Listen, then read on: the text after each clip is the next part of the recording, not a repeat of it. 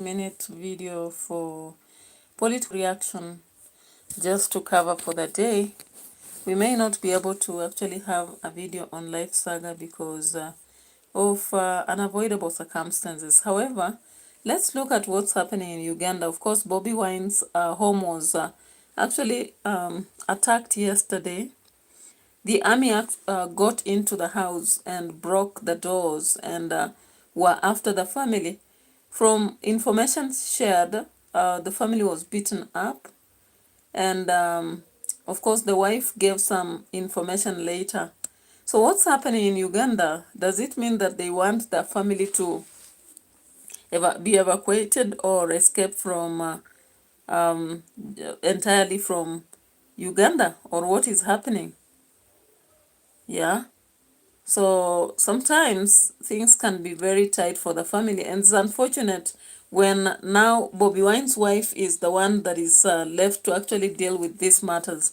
Of course, I've read books from Sudan, and most times Garang and the allies, whenever the allies of Garang had a challenge with the political leadership of Sudan, their families were attacked. Sometimes their wives were taken away, their kids, so that they come back, but they never came back. I wonder why this happened anyway. Of course, when you read some of the books like which have been written by some of the authors, you can check on most of them. Then you realize that it's not a very easy moment.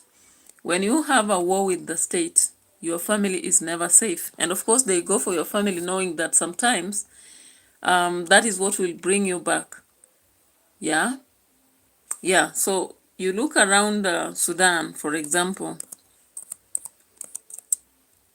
and I want you to look at the problem Sudan has experienced since the time immemorial, especially when the civilian war started. It pushed a lot of people from their homes. It closed schools. It destabilized economy. It led to a lot of wrangles, even in families. And also the old people had to exit because they could not survive. They could not go anywhere. Hospitals were not offering help to anyone apart from those in war. And even those in war, it depended on which front you were. Okay? So the government, of course, closed down many schools because it was pushing them to adopt the foreign culture, according to some of them. And we have cases whereby the families which were left behind by the people who were fighting closely with Garang actually experienced a lot of atrocities, including rape, which forced them to bear kids that they did not want, or rather feel they should have. So looking at Sudan, for example, I'm imagining what can happen to the family of BOBI Wine in his absence, because the day they reigned in his home on 15th January, he ran away and left the family behind. Of course, an aeroplane had been, hanging around the home, lighting while electricity had been cut off to allow the soldiers look for BOBI Wine. Luckily, they never got BOBI Wine. He disappeared, according to what he said, from a destination that was not known. He indicated he was able to escape, but he left behind his family, unfortunately. And BOBI Wine's wife has been seen in most of the campaigns that BOBI Wine has been conducting. What I am not so sure is that don't we have people who are strongly behind BOBI Wine to rescue the wife and kids? Because if you look around, this is 24th, and this is when they reigned again in his home. Now this time, the military knew very well that BOBI Wine is not there.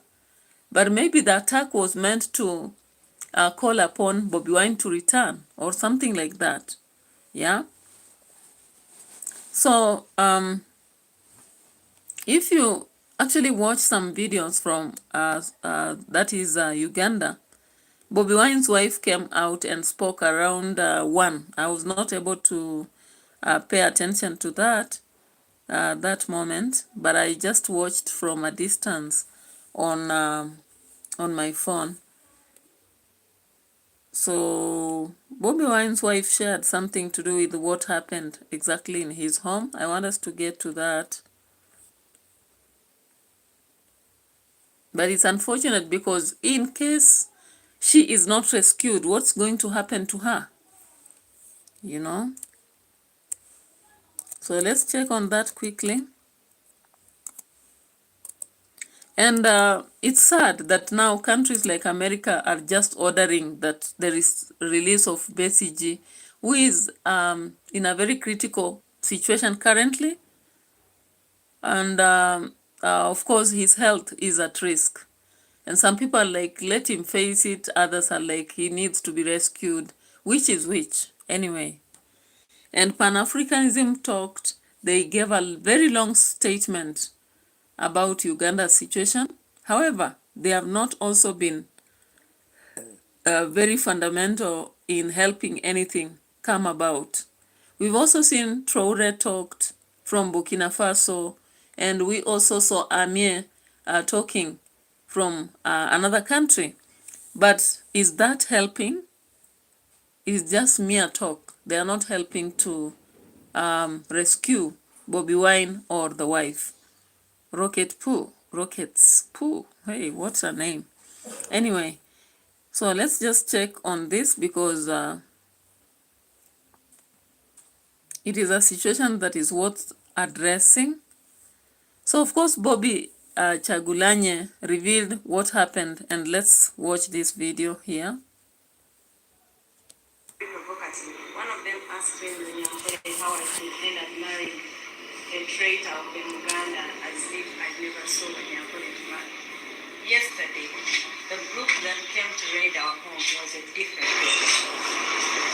They were so many, heavily armed, drunk, and they looked the same and spoke one language. They broke into the gate, the lower gate. Our scanner was in a different corner, so he saw them and he called me.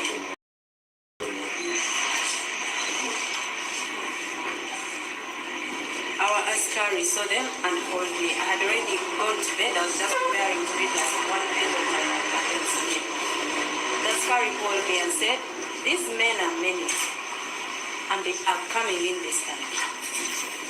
So in the moment, I got out of the bed, switched off the bed light, then tried to walk out of the bedroom and lock it, looking for a place to hide. But then I realized that was a wise thing to do. I opened the bedroom again, went in, opened the balcony room to make a video of at least some evidence of these people were coming in. I just small snippets thing because already they had ladders and they were climbing to our veranda. So when I shot that, I locked the veranda door again, went in, sent the video to our son Solomon, and I asked him to let people know that we were under attack. Then I called our other son, who is also my brother-in-law, Dax, and I told him these people are coming in definitely. So I walked out of the room, locked the door, and then went down the stairs. When I reached the stairs and looked in the window, there was this big group of men. Every window had like 10 men in it. And they said, "Open the door." They said it in Munyankole. I replied in Munyankole and said I was not going to open. So I passed the stairs, went to the general bathroom, locked the door, and called our neighbor, one of our neighbors. And they said, "We have a problem here, let everybody know." Then I came out of the room. When I came out of the room, they were already coming into the sitting room. They had finished breaking everything. There were so many, very many. They went to all directions of the house. Ceiling, room, kitchen, outside in the compound, all the verandas, my bedroom, kids' bedrooms, bathrooms, everywhere. They were everywhere. They were very many. In that moment, they did not allow me to follow anybody where they were. One of them told me them my phone. He came and stood me, told me, give me your phone. I gave it to him from this angle. He put it in front of me and said, give me the password in Runyankore. And I said back, I'm not giving you the password. He said, you're going to give me the password. And I said, I'm not going to give you the password. He left, went outside on the veranda, came with other 4 men. So when he went in the same position where he was, he lifted me by the trousers. I was wearing 90 trousers and a shirt. He lifted me by the trousers, lifted me up, and then the one who was standing in front of me strangled me by the neck from the front. And then he told me, give me the password. And I told him in his face, I will not give you the password. The one who was behind here pulled my shirt. So now I was between 2 men. One was strangling me and one was pulling my shirt from there. And you know how the button chokes me here? So the button was choking me. I kicked the man who was in front of me. And when I kicked him in someplace very hurtful, and he walked away, then this one pulled me and all the buttons broke. Then he stayed with the shirt in his hands. So I walked across the room naked. Now, in that room, there were so many men. Some of them just shied away and looked to the side. Some of them kept looking, and there was one sober one. And he said, in Uganda, let the net down. Mama Mudi the sat here and it was on the floor. One of them picked it and said, Wanike Mikono. Oh yeah, and I said, no, give me the shirt, I'll dress myself up. He gave it to me. In that moment, the other guy who took my phone and who had my shirt who tore my shirt in the beginning, came back and held me by my hair. It was plaited like this last night. He held me by my hair and pushed me all the way up to a pole across in the sitting room. And I hit my knee. And then he told me, bring the password. I said again, there's no password for you. Then he pulled me down on the floor. And they sat on me. I felt as if 4 bodies sat on me. There was someone, I think, was overseeing everything. He told them, what's happening here? Leave her. They went. I sat on the floor. And in that moment, I felt thirsty. I felt nauseous. I felt dizzy. My body was confused. I asked for water. They brought me a glass of water. I asked for more water. They gave me another glass. And that was the last I remember. But even the next moment that I got to realize, I was on the veranda sleeping in my own vomit. And the askari and the other boy organized and drove me to hospital. All right, so that is the traumatizing tale by Bobi Wine's wife, Babi. Yeah, so I was saying that it was so traumatizing for her to experience that, and of course she ended up in hospital, so you cannot tell what happened between the moment they actually sat on her and the moment she actually passed out, and she found herself actually on a veranda. It's a traumatizing thing to have experienced that, and she's in tears while explaining everything. You can see the emotional torture. And of course, Chagulanye gave a statement about what happened in the home, speaking about the regime that wants to sweep him away because he said they were targeting him. That's why they spotted his home and went for it. So, of course, we will keep talking about this, but it's a fierce message they are sending to the family. And this means that possibly there should be a way out to rescue the entire family because, of course, we understand that the son, Muhozi, the son of Museveni, had already dropped so many messages online threatening that Chagulanye will not have peace at all and he needs to be wiped out. And if you understand the fact that a different army raided the other on 15th, and now we have another group raiding on 23rd, that is not coincidental. So let's come to the final part of our video, and we are going to talk about the events surrounding a tanker that exploded in Nairobi, of course, out of which some people died. The oil tanker killed one person, and let's just talk about this. Most times when a tanker explodes in Kenya, people rush to fetch the oil. And of course, this is as a result of poverty. For those of you who have read Fathers of Nations, you understand that one of the biggest problems we have is poverty, we have ignorance, and we have diseases, and what else? We have 4 major problems followed by corruption, and now we have impunity. So let's look at this, whatever happened here. Kikuyu lost control after hitting a pavement. Another truck collided with the tanker, triggering the explosion. 3 vehicles in a nearby car wash were also damaged in the fire.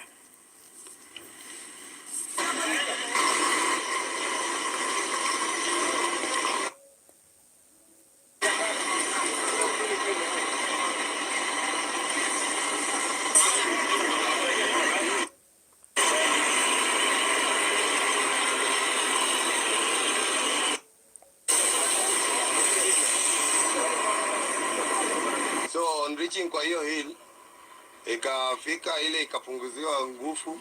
After kupungukia nguvu, hii nyingine ilikuwa inakuja nyuma ikajaribu kuepa, juu ilikuwa imeshika line mbili. Sio kuepa, ikagonga pavement. After kugonga pavement ikaruka mpaka ikavuka kwa barabara hii nyingine ya kuteremuka.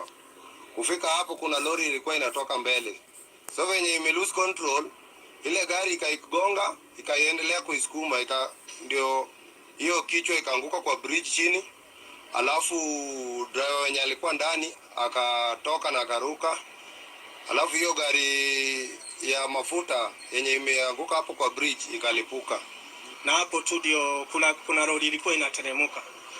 Nayo ndio imegonga, hiyo imecross barabara yenye ilikuwa napanda bio, na hapo venye ile side ilikuwa inaenda kuna tunnel.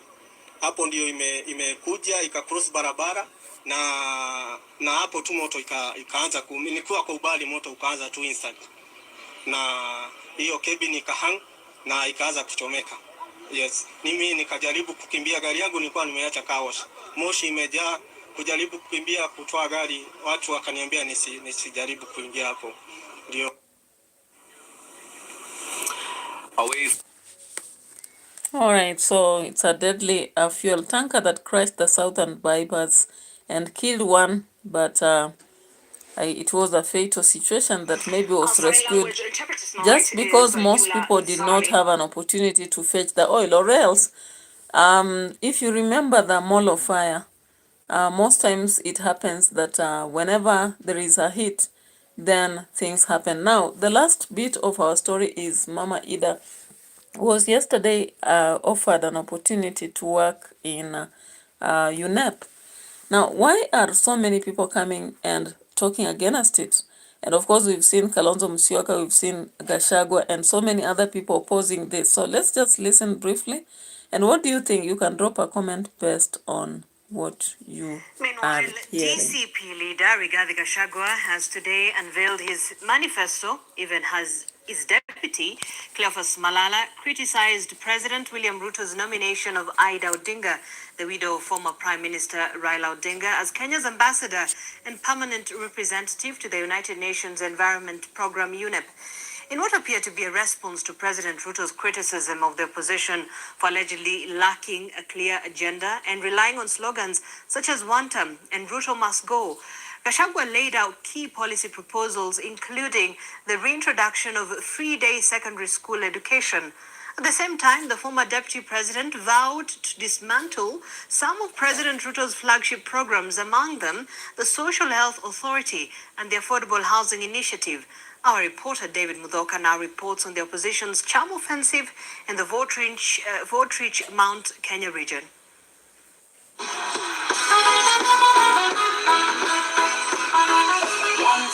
Democracy for the Citizens Party leader Rigathi Gachagua on Saturday as deputy president in 2024 used. Jambo la sita, hii maneno ya affordable housing, hakuna mtu hana nyumba kwake. Hapa Kagumo kila mtu wako na nyumba yake. Hizo manyumba hatutaki. Kwa hivyo mimi nikiwa rais, hiyo mpango ya affordable housing nitaipiga marufuku. Hizo manyumba nipatie county government ikodishe, irudishie watu pesa yao ile walikatwa. Gachagua and his allies accused the RUTO administration of failing to address the high cost of living, poor health care, and the rising cost of education, arguing that Kenyans are being overtaxed to sustain programs such as the Affordable Housing Initiative.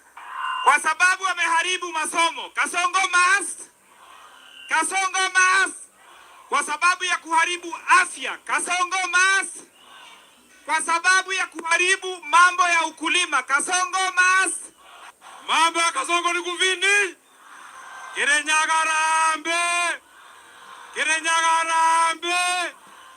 Wacha nione watu wanasema aende. Mimi ningependa kuuliza William Ruto, mkataba yako na Raila ilikuwa kwamba mulikuwa na 10-point agenda.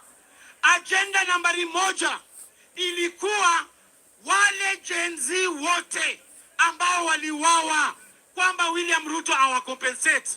Gen Z wamepewa pesa, mojapewa pesa. Mimi kwa sababu niliweka nyinyi kwa shimo ya kumleta kwa Kasongo, mimi ndio nitaongoza safari ya kupeleka Kasongo nyumbani aende mpaka Sugoi. DCP Deputy Leader Cleophas Malala also took aim at President Ruto's nomination of Ida Odinga, the widow of former Prime Minister the late Raila Odinga, as Kenya's ambassador and permanent representative to the United Nations Environment Program, UNEP. Vile William Ruto alikuja hapa Kagumo, alikuwa anasema yeye akipata urais atainua wamama kutoka chini kuenda juu. Akasema atapatia wamama mboga kazi. Jana mumeona kazi ya kwanza ya William Ruto kupatia mama mboga, amepatia Ida Odinga. Sasa Ida Odinga ni mama mboga. The DCP leadership is expected to continue its Mount Kenya tour on Saturday with more rallies. All right, so that is one of the backlashes, and we need to look at more because many people have been against that. I don't know, for whatever reason. Is it rightful that they oppose this? Do they feel that maybe the provision will actually be a trap to ODM?